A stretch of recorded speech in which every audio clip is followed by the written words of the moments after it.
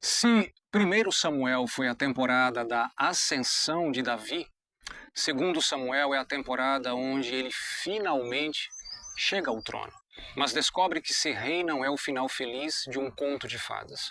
Muito pelo contrário, aqui temos um enredo digno de uma grande produção. Conquistas épicas, alianças inesperadas, traições chocantes e um escândalo que quase destrói tudo. O livro começa com um clima de luto. Saul e seu filho Jonatas estão mortos. Davi, que passou anos fugindo da perseguição de Saul, não comemora. Pelo contrário, ele lamenta a morte do seu amigo e do rei, mesmo sabendo que isso significa que agora o caminho está livre para o seu reinado.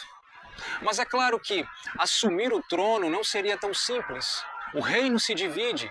De um lado, Davi é coroado rei sobre Judá. Do outro, o filho de Saul, Isbosete, assume o trono de Israel, apoiado por Abner, o antigo comandante do exército de Saul. O resultado? Uma guerra civil. Mas aos poucos as peças do tabuleiro se movem. Abner troca de lado, Isbosete é assassinado e, finalmente, Davi se torna rei de todo Israel. A primeira grande vitória de Davi como rei é a conquista de Jerusalém. Ele a transforma na capital de Israel e traz para lá a Arca da Aliança, fazendo da cidade não só o centro político, mas também o coração espiritual da nação. Esse momento marca o auge do reinado de Davi. E quando tudo parecia perfeito, vem um escândalo. A história de Batseba talvez seja um dos episódios mais conhecidos e mais devastadores da vida de Davi.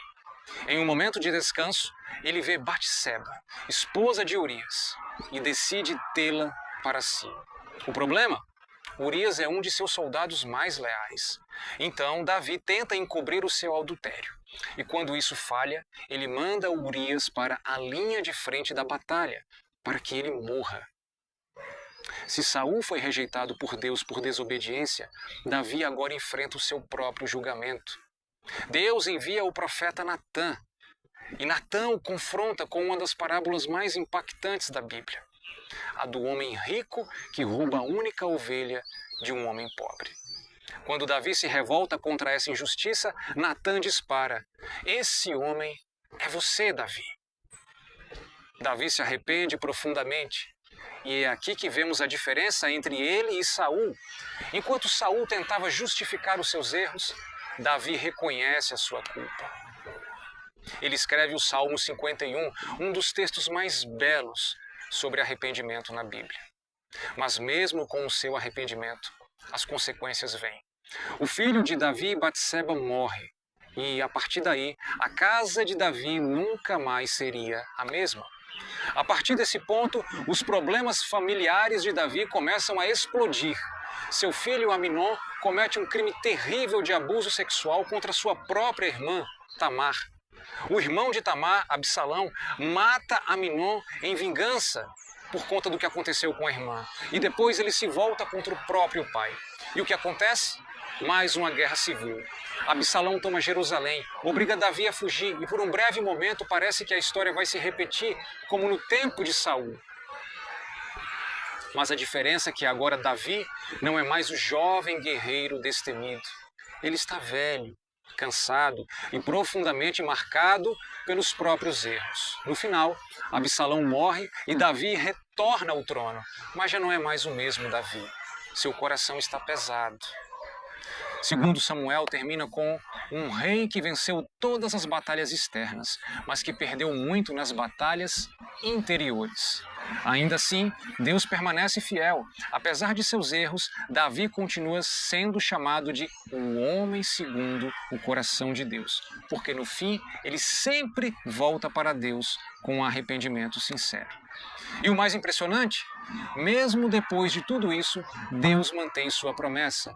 Da linhagem de Davi viria o Messias.